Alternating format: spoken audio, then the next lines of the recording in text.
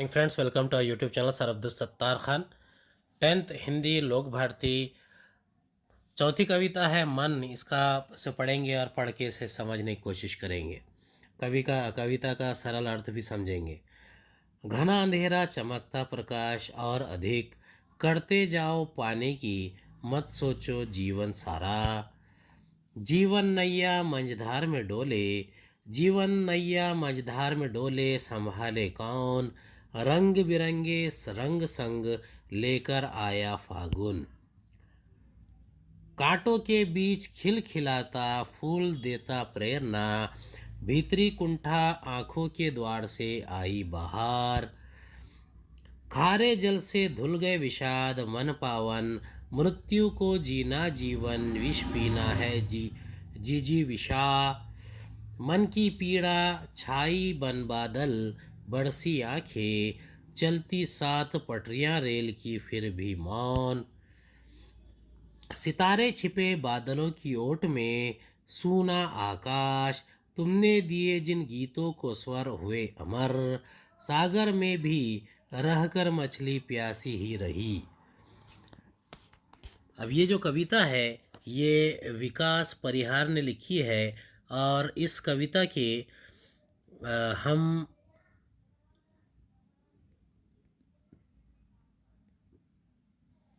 इस कविता का भावार्थ और सरल अर्थ हम इसे समझने की कोशिश करेंगे। घना अंधेरा चमकता प्रकाश और अधिक करते जाओ पाने की, मत सोचो जीवन सारा। कविवर्य कहते हैं कि जब अंधेरा घना होता है तब प्रकाश और अधिक चमकता है, अर्थात जब प्रतिकूल परिस्थिति घने अंधकार के रूप में हमें घेर लेती है तब वही से एकाएक प्रकाश की किरणें फूट पड़ती है। हमें पूरा जीवन काम करते रहना चाहिए, ये नहीं सोचना चाहिए कि हमें क्या प्राप्त होगा।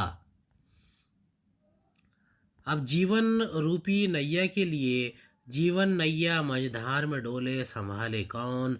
रंग बिरंगे रंग संग आया फागुन।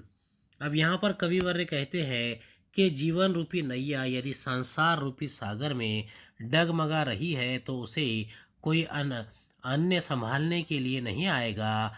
हमें स्वयं उसे पार लगाने के लिए प्रयास करना पड़ेगा। फागुन का महीना अपने संग बसंत के विविध रंग लेकर आया है।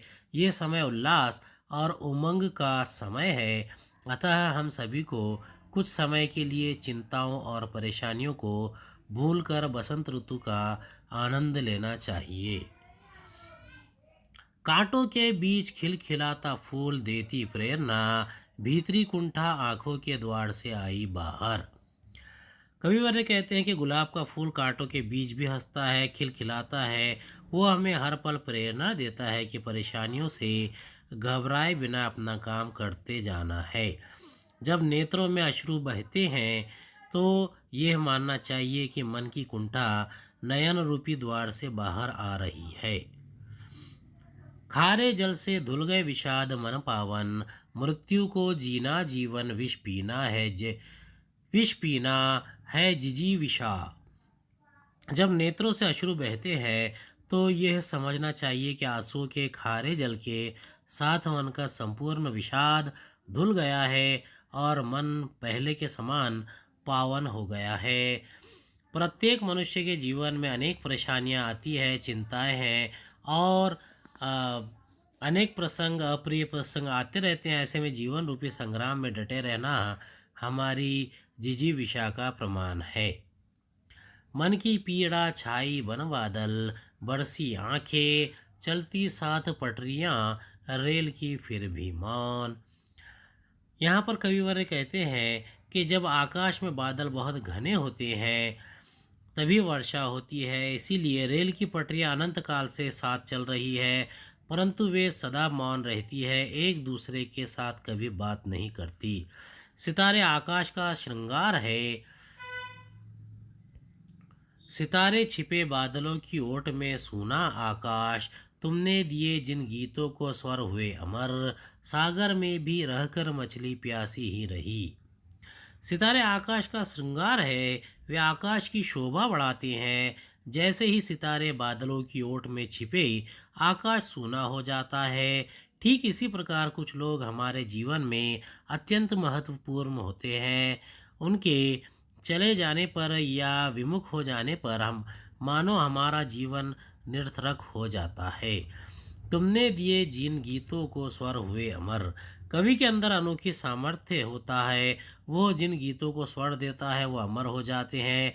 इसी प्रकार कवि अपनी रचनाओं के द्वारा समाज में परिवर्तन ला सकता है।